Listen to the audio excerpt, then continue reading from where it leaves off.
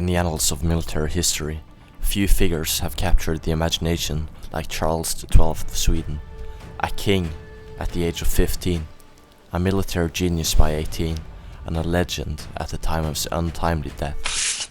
Charles XII reshaped the destiny of his nation and carved his name into history with sheer brilliance on the battlefield. In today's video, we'll explore the life, brilliant strategies, and most notable military campaigns, and the downfall of Charles XII, the Swedish warrior king, whose audacious tactics and unyielding resolve struck fear into the hearts of his enemies and changed the course of European history forever. Born in 1682, Charles was thrust into the complexities of leadership at an early age. His father, Charles XI, had passed away when Charles was just 15, leaving him to inherit a kingdom on the brink of turmoil. But this young monarch was no ordinary ruler. He was a prodigy with a sharp intellect and keen interest in military affairs. Sweden was a major power in Europe at this time, controlling vast territories across the Baltic Sea. However, the kingdom was surrounded by powerful enemies eager to capitalize on the young king's inexperience. Denmark, Poland, and Russia formed a coalition, believing that Sweden was ripe for conquest. They were gravely mistaken,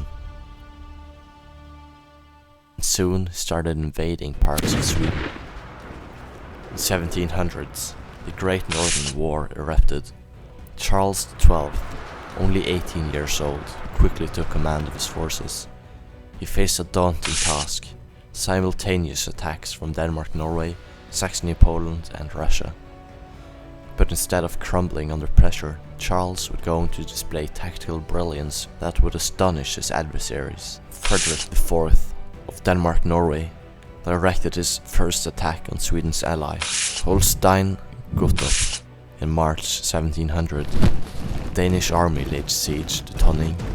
Simultaneously, Augustus II's forces advanced through Swedish Livonia, captured Dunamunde, and laid siege to Riga. King Charles had decided the best option would be to strike back on Denmark first. The Danes had set up a blockade in Öresund, yet the Swedes were able to outmaneuver and deploy their army near the Danish capital, with the help from the Anglo-Dutch fleet. They started bombarding the capital from July 20th to July 26th. The immense pressure this caused the Danes forced them to cease their attacks. They made peace with the Danes in August 1700, according to the terms of peace in Travendal. In one of his first major battles, Charles confronted the Russian army at Narva. The following battle turned out to be one of the most significant battles in history. The Russians had invaded Estonia and besieged the fortress of Narva. To stop them, the king hurried over from Denmark.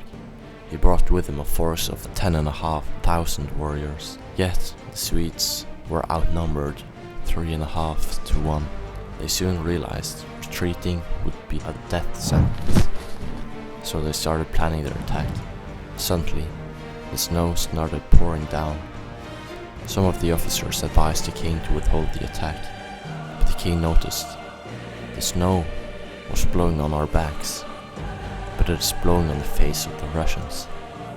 The Swedes snuck back to the Russian defenses, then jumped over them and fired a volley of bullets from their muskets, from which the Russians fell like grass. The Russians were scared shitless. They fought bravely for the first 15 minutes, but after the Swedes broke the line, the Russian defenses quickly crumbled. The Swedes moved up their fortifications. The scene could best be described as a slaughter. The Swedish discipline and experience starkly contrasted with Russian inexperience, which in the chaos started killing their own foreign officers. After abandoning their defenses, many Russians deserted and ran away. While attempting to cross the bridge, it crumbled under the pressure of the vast amounts of Russian soldiers, causing many to fall down and drown in the ice-cold river. On the right flank of the Russians, only 2 regiments of the future guard, Poltava and Semyonovsky, retained the battle order. They built a square of barricades, like horse wagons and cannons. They stubbornly defended their position. Many escaping Russians joined up with them, including most of their remaining generals. The Karelians were exhausted and would not be able to hold on for much longer, yet there were remaining Russian troops. It was a relief when the Russians surrendered.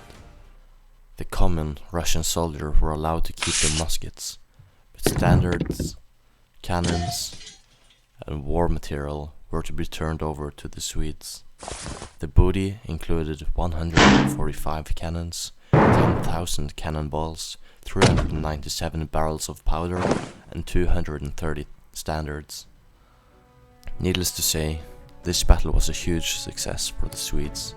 The Russian army would need large repairs. It greatly boosted Swedish morale, but this battle especially made the king look down upon the Russians and their war capabilities. Charles XII's success wasn't just due to bravery, it was his innovative strategies that set him apart. He favored rapid, decisive movements, often marching his troops at incredible speeds to catch his enemies unprepared.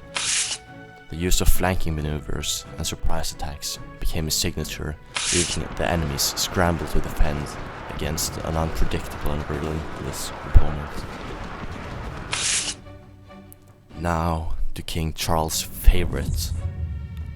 In this bloody battle, Charles would take on the Russians once again, but this time it was him invading Russian territory. They were again outnumbered, had no place to retreat, and additionally were fighting on difficult grounds. This battle showcased Charles' ability to exploit terrain, timing, and the element of surprise to a devastating effect. They would cross the muddy areas between the 2 Russian camps. This would be an unsuspecting move, as well as divide the forces of the Russians. They attacked in the night. The Karelians moved quickly up the river. They used fascines to avoid sinking in the mud. At 2:30 a.m. they were discovered and had to get over the river hastily. This move was totally unexpected and caught the Russians by surprise. They plunged over the river and formed for attack while the Russian general, Repnin, tried to get his soldiers into their positions. Repnin tried to unite the 2 Russian camps by sending his troops over to Sheremetyevo, but 5 Swedish battalions fought bravely to prevent this from happening. Shots from the fire notified Sheremetyevo, who up to this point was not aware of the attack. He sent reinforcements to the position, but the growing Swedish battalions were enough to hold him back. Repnin was forced to retire his forces eastward and southward. The Swedes were now in a great position. They dispersed their enemies and fully crossed the river. This was a very good victory for the Swedes, as he won a risky battle and achieved defenses along the Dnieper and the area around the Mogilev. Could be used as a base of operations in their campaign against Russia. But even a military genius can face setbacks.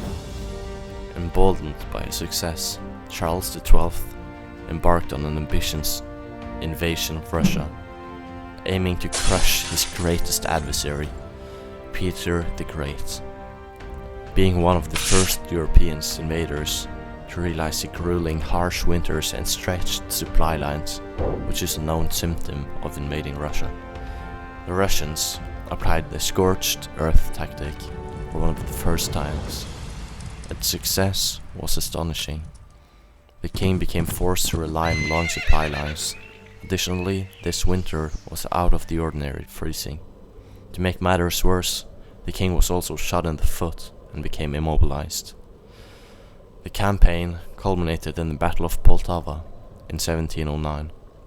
Here, Charles's forces, weakened and outnumbered, faced the full might of the Russian army. King Charles had depended on the help of the Cossacks as they rebelled against Russia. Yet the rebellion he expected did not materialize. He expected tens of thousands of soldiers, but the number he received was far lower. Poland was also supposed to assist him, but they had retreated without even telling the king.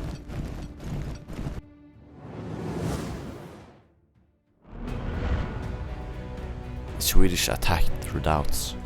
They killed almost all the defenders. They moved on, took the second one easily as well, but the third one had more time to repair. They held fast and the garrison fired upon the Swedes. The Swedes then split up and started attacking the sides.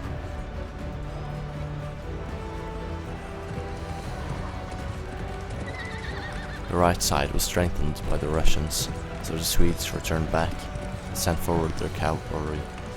After orders from the Tsar, the right side retreated back to the northern fortifications.